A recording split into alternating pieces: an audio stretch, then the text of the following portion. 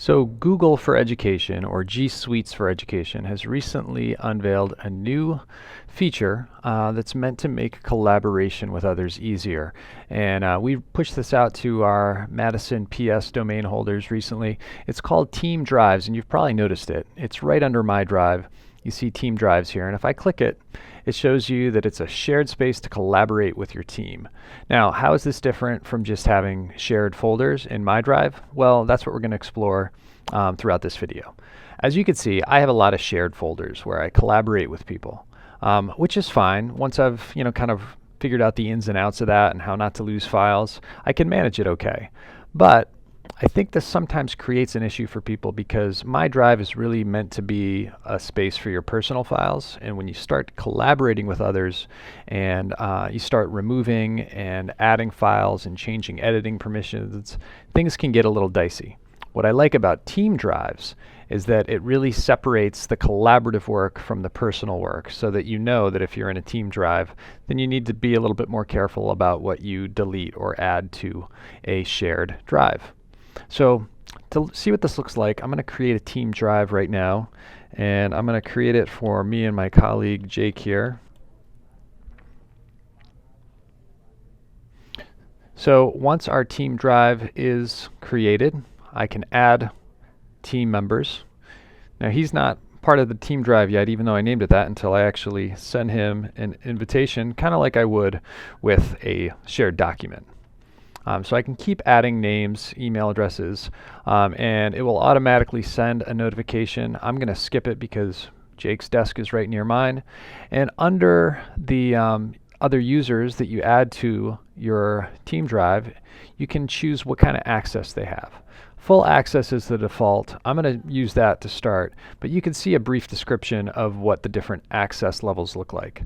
So I'm going to go ahead and add Jake. And we have an empty drive right now. So I'm going to take a file that I think will contribute to our collaboration. So let me go back to my drive here. And I know I have something in my PD folder.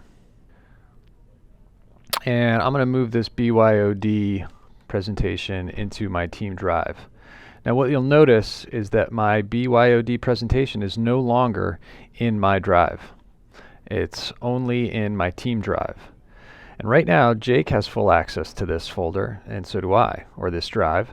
And so one of us, either of us, can remove this, could delete this.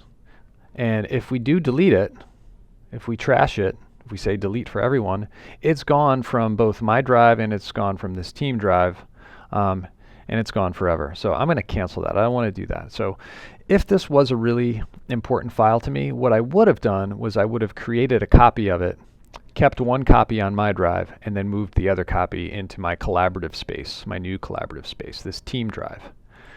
So Jake could add files to this folder as well, or this team drive as well. One thing that neither of us can do, though, is we cannot move documents that other people own into a team drive. So for example, if I tried to move this presentation that's owned by Mike Ginsberg and was shared with me, if I try to move it into the team drive I created, I get this message saying I can't do that because I'm not the file's owner. So what you'll probably find yourself doing once you create a team drive is creating new documents from within that new team drive. So I'm going to just create this one and just call it our brainstorming document.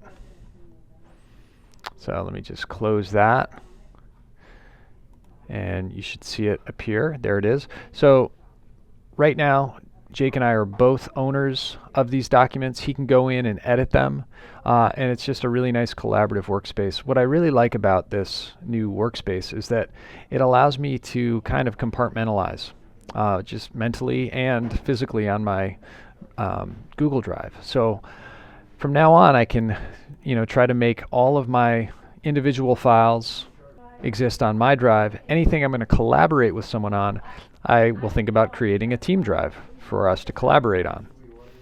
The other cool thing about this is that even though we may have several collaborators who add files to this team drive, if any of them leave the team drive, their documents that they created will remain for everybody else to see. So this is a good situation when we have colleagues that leave the district. So, with people retiring, they may have contributed a lot of valuable files to a shared folder. And if we were to delete that person from our domain under our current system of shared folders, all of their files would be lost to the people they collaborate with. But when it comes to team drives, if Jake were to add a file to this team drive, and then he were to retire from Madison, and his account were to be deleted, all of his documents would remain in this team drive because anything placed here will be owned by anybody who has access to it. And again, that is true as long as everybody has full access. And this access can be changed. You may want team members that can only edit files and upload new files and don't have the ability to delete files. You could do that. But for the most part, you're going to want everyone to have full access. If everybody's collaborating as a team, then that shouldn't be a problem. So that's the new team drives. The other question that I anticipate people having is, well, how do I convert my shared folders to team drives so that I can compartmentalize better? Well, that's going to be a bit of a challenge because, for example, if I look at something like my folders in this folder where I've collaborated with people on like a cornerstone plan, notice that I don't own all these files. So I would have a hard time moving everything in this folder into a team drive because I can only move stuff I own into it.